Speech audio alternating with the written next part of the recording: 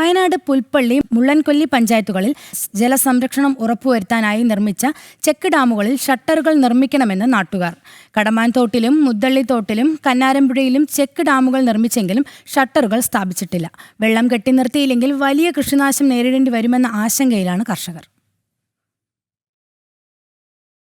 3 തോടുകളിലും നിർമ്മിച്ച 19ഓളം ചെക്ക് ഡാമുകളിൽ ഷട്ടറുകൾ സ്ഥാപിക്കണമെന്നാണ് നാട്ടുകാരുടെ ആവശ്യം. ഷട്ടറില്ലാത്തതിനാൽ കടമാൻതോടും മുദ്ദള്ളിത്തോടും കന്നാരമ്പുഴയുമെല്ലാം ഒഴുകിയെത്തുന്ന വെള്ളം തടഞ്ഞു നിർത്താൻ കഴിയാത്ത അവസ്ഥയിലാണ്. പ്രധാനമായും കൃഷിക്ക് വേണ്ടിയാണ് തോടുകളിൽ ചെക്ക് ഡാമുകൾ സ്ഥാപിച്ചത്. എന്നാൽ ഷട്ടറില്ലാത്തതിനാൽ ജലം യഥേഷ്ടം ഒഴുകിപ്പോവുകയും ചെയ്യും. ജലം തടഞ്ഞു നിർത്തി കൃഷിക്ക് അനുയോജ്യമായ രീതിയിൽ മാറ്റണമെന്നാണ് നാട്ടുകാരുടെ ആവശ്യം. ഇതേമാതിരി എല്ലാ ചെക്ക് ഡാമിലും പോയി വെള്ളം ഇങ്ങനെ ഒഴുകിക്കൊണ്ടിരിക്കുന്നല്ലാതെ കർഷകർക്ക് ഉപകാരപ്രദമായിട്ടുള്ള ചെക്ക് ഡാം ഇതുമായിട്ടില്ല. 20 ചെക്ക് ഡാം എന്തായാലും പുൽപ്പള്ളി, മുള്ളൻകൊല്ലി സ്ഥാപിച്ചിട്ടുണ്ട്. കണ്ടമാനം പൈസ മുടക്കി, സർക്കാരിൻ്റെ പൈസ മുടക്കി ഇട്ടിട്ട് കാര്യമതാ.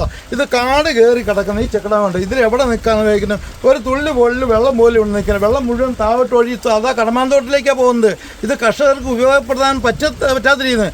അടിയന്തരമായിട്ട് ഒരൊറ്റ കാര്യം ഒരു കർഷക നിലയ്ക്ക് പറയാനുള്ളൂ, ഇത് വൃത്തിയാക്കിയെടുക്കുക. ചെക്ക് ഡാമിന് ആവശ്യമായ പറകളോ എന്തിലിട്ട് അടച്ച് വെള്ളം നിർത്തിയിട്ട് കർഷകർക്ക് കൃഷി ചെയ്യാനുള്ള വെള്ളം ഉപയോഗിക്കാൻ തയ്യാറാകണം എന്ന് മാത്രമാണ് എനിക്ക് പറയാനുള്ളത്.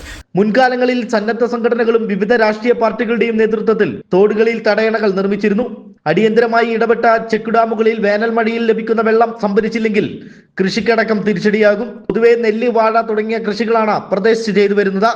വെള്ളം കെട്ടി നിർത്തിയില്ലെങ്കിൽ വലിയ കൃഷിനാശത്തിലേക്ക് പോകുമെന്നാണ് പ്രദേശവാസികളുടെ ആശങ്ക. ജനം, വയനാട്.